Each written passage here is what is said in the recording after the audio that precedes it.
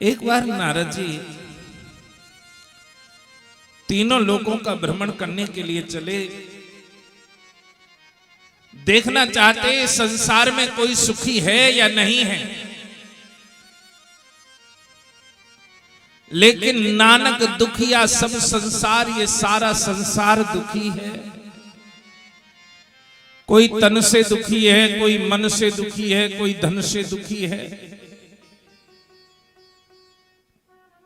शौनकादि ऋषि सूत जी से प्रश्न करते हैं और पूछते हैं, महाराज यह घोरे कलो प्रायो जीवस्य च श्रुताम गता कलेश आकृतस्य तस्यैव शोधने किम परायणम। महाराज कलयुग में जीव प्राय दुखी है, तो वो ऐसा कौन सा कार्य करे कि वो सुखी हो जाए। और जब इस प्रकार से कहा कि ऐसा कौन सा कार्य करे कि वो सुखी हो जाए, तो बताने लगे, महाराज चिंता मणिरे लोक सुखम सुरद्रु स्वर्ग संपदा पृच्छते गुरु प्रीतो वैकुंठम योगी दुर्लभम। महाराज चिंतामणि केवल यहां के लौकिक सुख दे सकती है। कल्प वृक्ष अधिक से अधिक स्वर्ग के सुख दे सकता है। लेकिन यदि तुझे गुरुदेव से प्रेम हो जाए तो तुझे उस फल की प्राप्ति हो सकती है, वो चीज मिल सकती है जो योगियों को भी दुर्लभ है। आप ध्यान दें इस बात पर। यहां जब नारद जी तीनों लोकों में भ्रमण करने के लिए चले तो चिंता में थे, और तीनों लोकों में भ्रमण करते करते जब मृत्यु लोक में आए तो मृत्यु लोक में अहम तु पृथ्वी या तो ज्ञात्वा सर्वोत्तमामिति पुष्करम चे प्रयागम चे काशी गोदावरी तथा। काशी गोदावरी गंगा हरिद्वार सब तीर्थों में गए। देखना चाहते कोई सुखी है या नहीं है। तीर्थ में जाने के बाद भी सुखी कोई नहीं है। क्यों नहीं है? क्योंकि तीर्थ में जाते बाद में है। देखो आजकल कैसी स्थिति हो गई है। तीर्थ में गए, तीर्थ में जाने के बाद किसी आश्रम में, धर्मशाला में या होटल में जाते तो सबसे पहले जो हमारे दिमाग में वही देखेंगे, वही सुनेंगे, वही समझेंगे। और वहां जाकर हम सबसे पहले क्या देखते कि देखें बाथरूम कैसा बना है, लेटरिन कैसी बनी है। यानी गए तो हैं आप तीर्थ करने के लिए, लेकिन तीर्थ में जाने के बाद भी तुम्हारे मन में वही लेटरिन और बाथरूम बसे हुए हैं। आपका पहला ध्येय ये नहीं है कि भगवान के दर्शन करने हैं। आपका पहला ध्येय ये है कि उसमें सुविधाएं क्या है। आज का जीव पहले सुविधाएं देखता है। प्रथम क्या देखता है? सुविधा देखता है। लेकिन वहां पर सुख नहीं देखता है। सुख किस में मिलता है? सुख मिलता है भगवान के दर्शन में। लेकिन उनके लिए ध्यान आकर्षित कदापि नहीं होता। सत्यम नास्ति तपः शौचम दया दानम न विद्यते उदरम वरिणो जीवा वरा काकूट भाषिणा। भैया ना तप है, न सत्य है, न शौच है, न दया है। और कलयुग में तो सत्य देखने को भी नहीं मिलता है। क्यों नहीं मिलता? झूठे ही लेना, झूठे ही देना, झूठे ही भोजन, झूठ चबेना, सब कुछ झूठा हो गया है। सत्य तो देखने के लिए भी नहीं मिलता। पहले शौचादि नियमों का पालन करते थे, अब कोई शौचादि नियमों का पालन नहीं करता।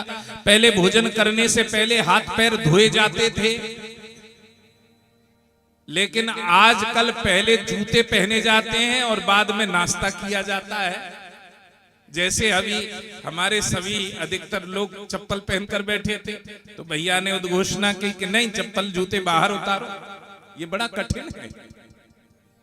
पहले शौच आदि नियमों का पालन करना। शौच आदि नियमों का पालन मतलब क्या है कि आप जूते चप्पल इत्यादि बाहर, पहले बुजुर्ग क्या करते थे, पहले जूते चप्पल बाहर उतारे। हम महाराष्ट्र में गए, यज्ञ होते रहते हैं महाराष्ट्र में, तो महाराष्ट्र की एक सबसे अच्छी परंपरा है, आप जूते लेकर अंदर नहीं जा सकते, चाहे कोई कितना भी बड़ा क्यों ना हो। वो दरवाजे पर पहले जूते उतरवा देंगे, पहले आपको पटले पे खड़ा करके पैर धोएंगे और पैर धोने के बाद में फिर अंदर जाएंगे। कितनी अच्छी परंपरा है। लेकिन यहां के लोगों में तो आजकल माताएं 90% रसोई में भी चप्पल पहनकर कार्य करती हैं। शौचादि नियमों का पालन करना हमारे लिए बहुत आवश्यक है, परम आवश्यक है, लेकिन कोई करने के लिए तैयार ही नहीं है। न शौच है, न दया है। एक जीव दूसरे जीव को मारकर खाने के लिए तैयार है, और ना ही दान। अब देखो, दान करना बड़ा कठिन है। हम लाखों रुपए, करोड़ों रुपए, हजारों रुपए अन्य अन्य कार्यों में खर्च कर सकते हैं, लेकिन जब दान की बारी आए तो फिर जेब में हम सबसे पहले देखते हैं कि खुले पैसे हैं कि ना है। हम कितने भी धनवान क्यों ना हो, लेकिन दान करना हरेक के बस की बात नहीं है। दान करते समय हमारा, एक जगह की मैं तुम्हें घटना बताऊं कि एक जगह कथा चल रही थी, तो पहले चांदी के रुपए चलते थे, तो सभी जने एक एक चांदी का रुपया डालते थे। अब जब एक एक चांदी का रुपया थाली में आरती के समय डाला जाता था, तो एक व्यक्ति रोजाना एक चांदी को रुपया लेके तो जाए, लेकिन लोभ के कारणवश वो उस रुपए को वहां ना डाल पाए, आरती में ना चढ़ा पाए, भगवान को अर्पित ना कर पाए, रोजाना जेब में रख के ले जाए। एक दिन जब कथा का पूर्ण विश्राम होना था, तो कथा का पूर्ण विश्राम होने के लिए सोचने लगा, आज तो ये रुपया दान करके आऊंगा।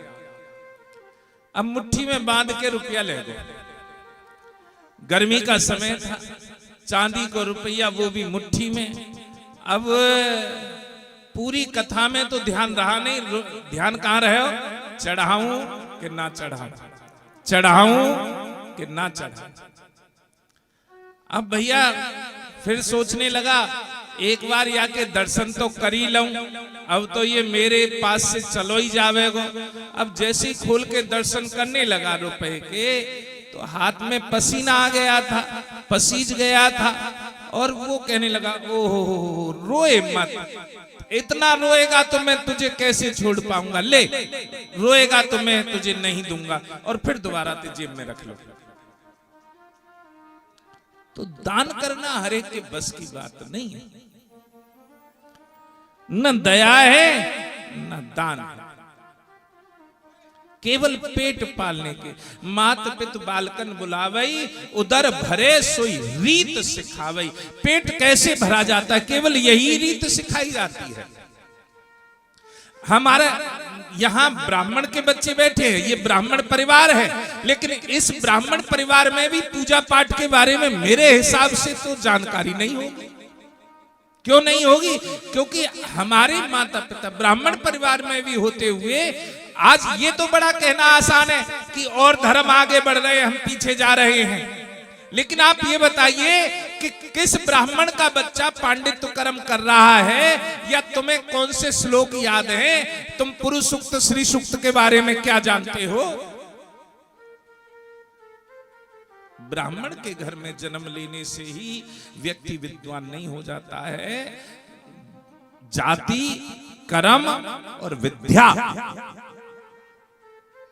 आज हो क्या रहा है, आज हमारे समाज में नाई बाल काटना छोड़कर सरकारी जॉब चाहिए, सबको सरकारी जॉब चाहिए। आप सरकार पर तो आरोप प्रत्यारोप कर सकते हैं,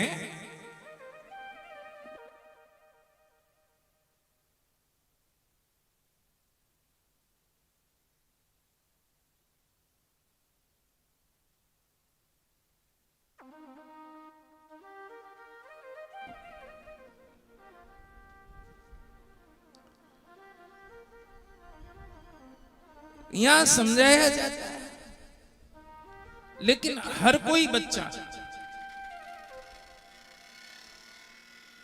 खाती ने तो अपना काम छोड़ दिया है, यानी जो भी है नाई पने का काम छोड़ चुका है, धोबी पने का कार्य छोड़ चुका है, जाटव पने का कार्य छोड़ चुका है, ब्राह्मण अपना कर्म छोड़ चुका है, गुजर अपना कर्म छोड़ चुके हैं। अब तो केवल किराए पे आश्रित रह गए। लेकिन जितने गुजरों के यहाँ गाय भैंस का पालन होता था, आज 99% वो बंद हो गया है।